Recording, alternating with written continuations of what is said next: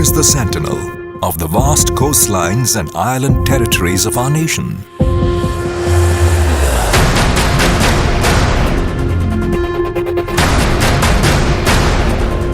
Who ensures that our trade at sea flows unhindered?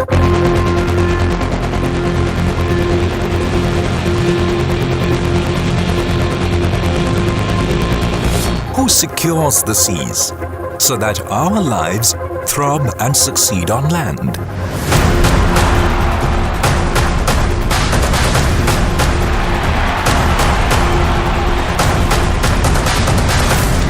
Who renders help at sea when nature unleashes its fury? Who watches over the deep blue to ensure a peaceful sleep for 1.25 billion Indians?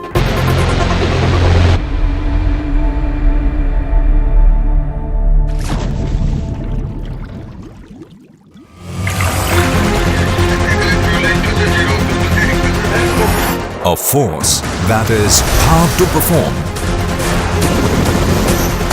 equipped to dominate, inspired to hold sway by might and unparalleled courage. A force that is defined by the ethos of duty, honor, courage.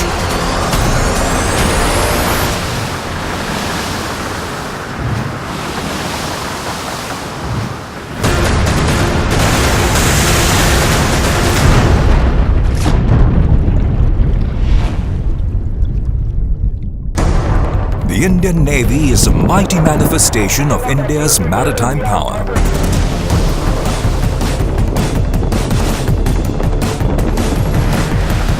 It takes on the evolving, multi-dimensional battle environment of today's naval warfare in both offensive and defensive operations.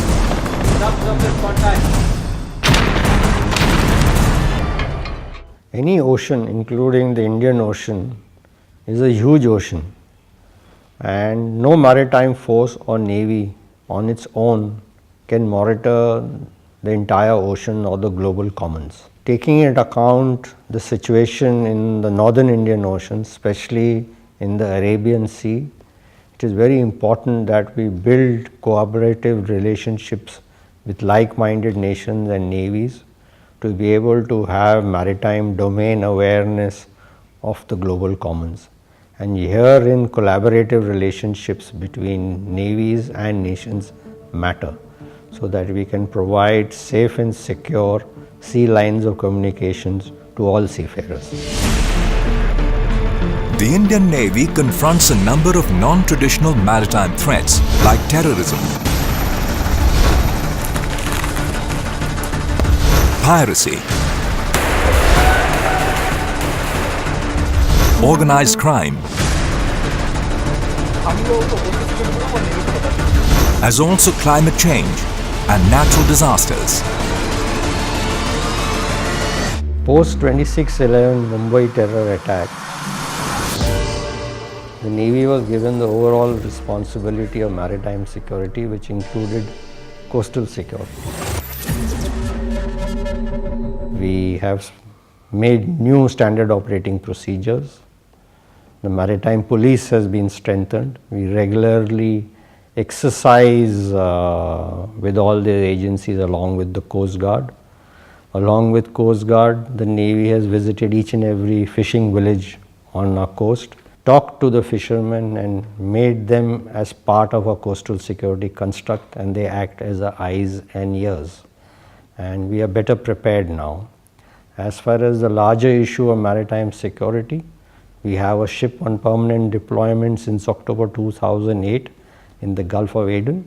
We also now have a ship on deployment in the Andaman Sea and the Malacca Straits, and in the northern Arabian Sea and the northern part of the Bay of Bengal. So with these new deployments and the new processes put in place, I think our maritime zones are much more secure. The Navy's growing capabilities and enhanced operational footprint has allowed it to be the first responder in the event of a disaster in the region and provide much-needed succor to the affected populace. The Indian Navy's ability to mobilize rapidly in calamities and conflict situations doesn't just bring hope and ensure relief for our people. It lifts the spirit of the nation and wins the world's trust.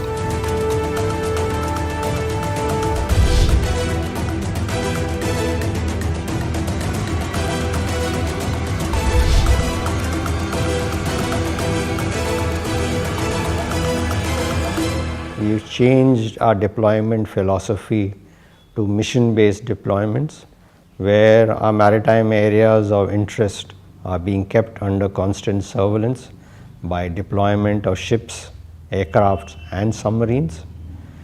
And we have also looked at a refit to operational cycle and the transition from refit to operation cycle, so that we have overall greater degree of combat readiness and availability of forces to meet our mandate in the maritime environment. With the rapidly evolving nature of threats, the Indian Navy is constantly updating its combat abilities to transform into a modern, agile, mobile and technology-driven force.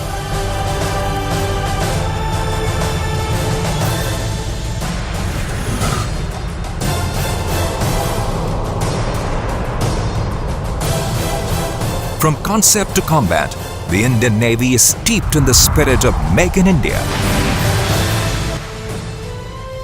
It has indigenously developed aircraft carrier, high-tech submarines, anti-submarine warfare corvette, water jet fast attack crafts, and the nation's first indigenous floating dock. My predecessors way back in the early 60s took a decision to be a builder's navy and not a buyer's navy. We started off with a small team of naval architects, and now it has gone into a full-fledged naval design bureau manned by naval officers.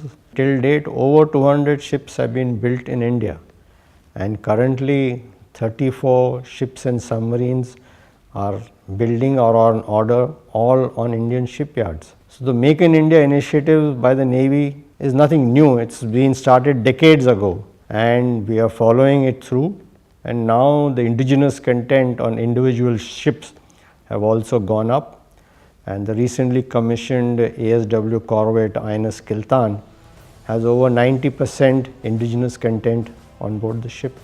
The entire steel required for ship and submarine construction is now made within India, and other equipment and weapons and sensors are now also being made in India under the Make in India initiative.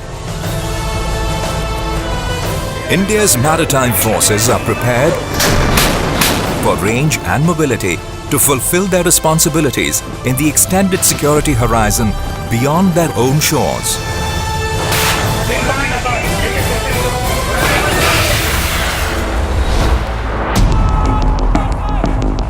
To tackle the full spectrum of challenges, from terrorism to strategic, in a technology-driven environment, the naval officers are trained in the Indian Naval Academy.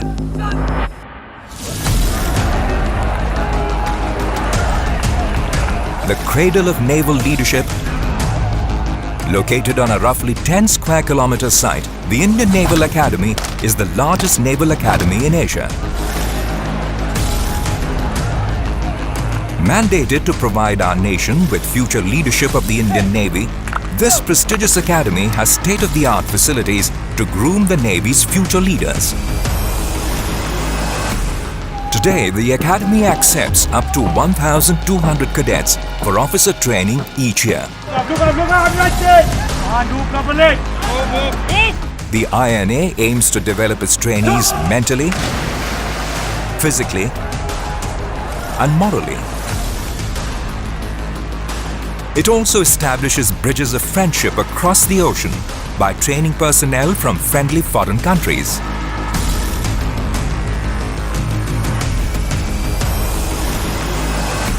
Our brave seamen are trained at Chilka, the boot camp institution that imparts ad initio training to all greenhorns.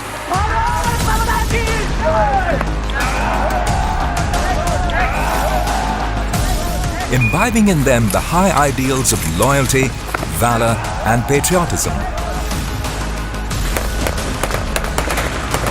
Each year, the institution transforms around 5,000 raw recruits into sea warriors. Our Marine Commandos, the globally appreciated and respected Marcos,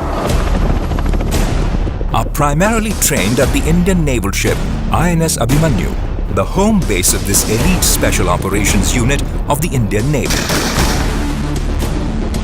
Considered among the finest special forces in the world, the Marcos stand true to their motto, the few, the fearless. They are competent and are trained and equipped to operate in all three mediums: sea, air, and land. It's a regimen that provokes them to venture beyond the ordinary, tests the limits of their endurance, and helps them develop nerves of steel.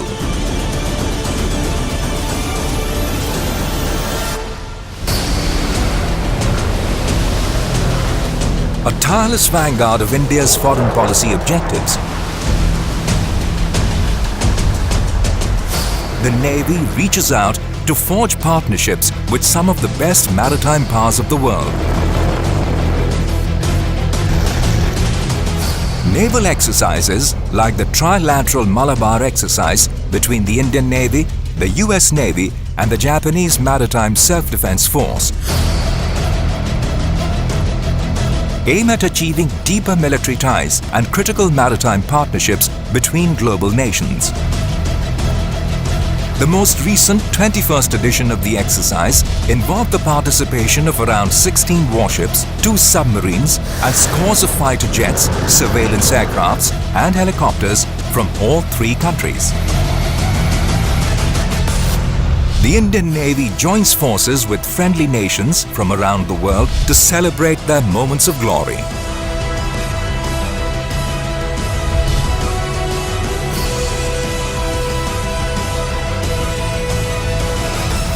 India is a maritime nation. The oldest dry dock in the world is in India. The oldest navigation chart was produced in India. In the middle, we forgot the importance of the seas. There has been a revival in India on the importance of the ocean and India's fundamental dependence on the ocean for economic growth and sustenance. So we are a maritime nation. This has finally been realized. There is a focus on this through Sagar, which of the Honorable Prime Minister of Security and Growth for All, and the Sagarmala project, which is looking at port and other infrastructure. So there has been a positive shift towards the maritime domain, and I'm sure this initiative will continue, and we will ensure that the global commons and India's dependence on the ocean will be protected. In relishing adventure, seeking thrills and reaching for victory, the Indian Navy leads the way.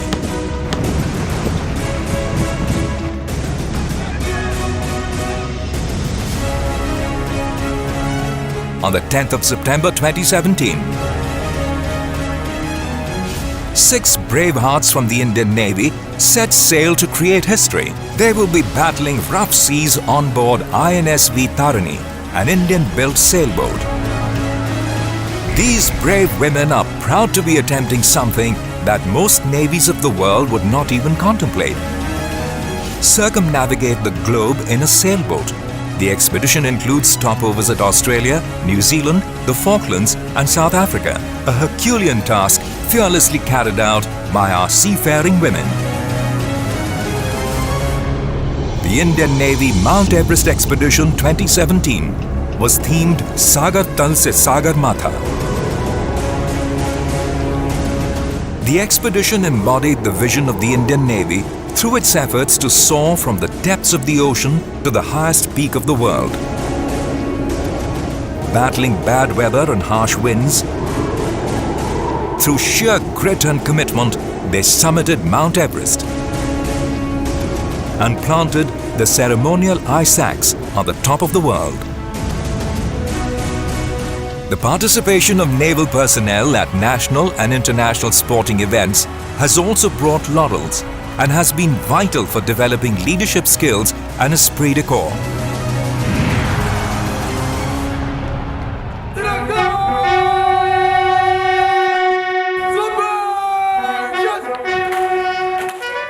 The immortal sacrifices of our gallant seamen become legends in naval chronicles, and their families are honored with grief-laden pride. स्वयं से पहले सेवा का उत्कृष्ट उदाहरण प्रस्तुत कर दिखाया।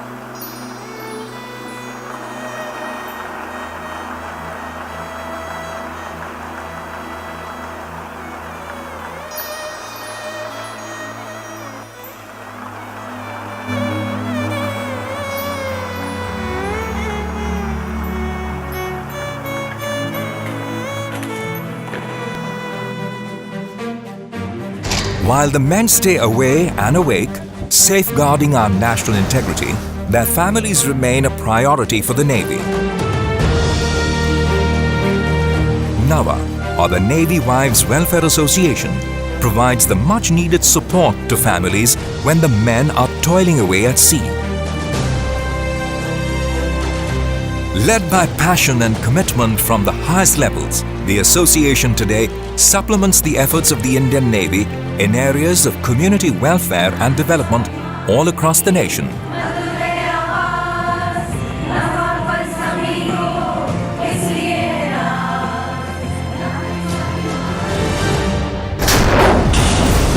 At all times, steady on course to build all-round deterrence against any maritime threat, to decisively win in case of war, and to shape the global maritime environment in favor of our nation. Navy is a multi-dimensional force. We have the ability to operate in the air, on the surface and below water. We are a networked force and we are proceeding towards cooperative engagement capability. And in the year to come, overall the Navy's combat effectiveness will be much more.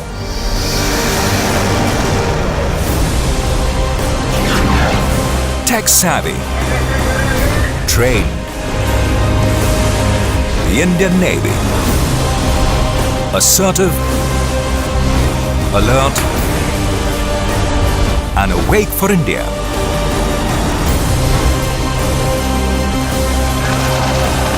Combat ready to deter and defeat any misadventure. Whatever it takes, and wherever it takes them.